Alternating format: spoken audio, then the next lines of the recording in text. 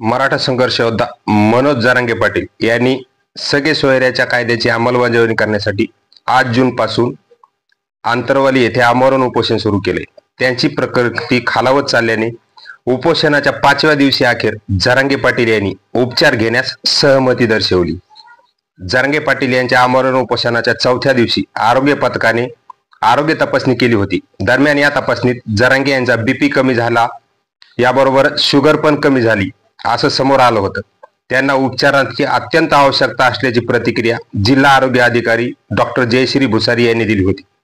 दरम्यान जरांगे यांनी उपचार घ्यावे नसता त्यांची प्रकृती आणखीनच खालावेल असं डॉक्टरांनी सांगितलं होतं। डॉक्टरांनी त्यांना वारंवार उपचार घेण्याची विनंती केली होती, परंतु जरांगे पाटील उपोषणावरच ठाम होते आणि त्यांनी उपचार घेण्यास नकार दिल्याची प्रतिक्रिया डॉक्टर भुसारी यांनी दिली। 8 जून पासून आमरण उपोषण पुकारलेल्या या उपोषणाच्या 5व्या दिवशी मध्यरात्री 2 वाजता मनोज जरांगे पाटील यांची तब्येत जास्तच खालावली। सर्व मराठा बांधव यामुळे चिंतेत होते। मराठा बांधवांनी जरांगे पाटील यांना वारंवार विनंती केली व उपचार घेण्याचे सांगितले। त्यानंतर जरांगे पाटील यांनी यास सहमती दर्शवली आणि वैद्यकीय उपचार सुरू करण्यात आले। दरम्यान जरांगे पाटील यांच्या उपचार घेण्यास सहमती दर्शवल्यामुळे मराठा समाज बांधवात आनंदाचे वातावरण पसरले आहे। इकडे बघा आज सकाळपासूनच थोडीशी प्रकृती खालवलेली आहे।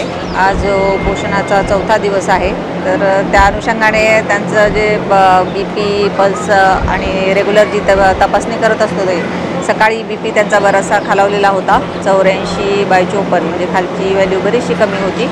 त्याच्यानंतर परत एकदा आता ब्लड शुगर आपली रक्तातली त्याची बघण्यात आली, तर ती पण 70 झालेली आहे, म्हणजे ही बरीचशी खालच्या साईडला आलेली आहे। तर त्याच्यासाठी त्यांना उपचाराची अत्यंत आवश्यकता आहे। आम्ही वारंवार त्यांना विनंती करतोय। सगळे आमची डॉक्टरांची टीम आहे, फिजिशियन आहेत, एक्सपर्ट आहेत, सिव्हिल सर्जन साईडची त्यांच्याकडची पण टीम आलेली आहे आणि आमचे वैद्यकीय अधिकारी इथं 24 तास उपलब्ध आहेत।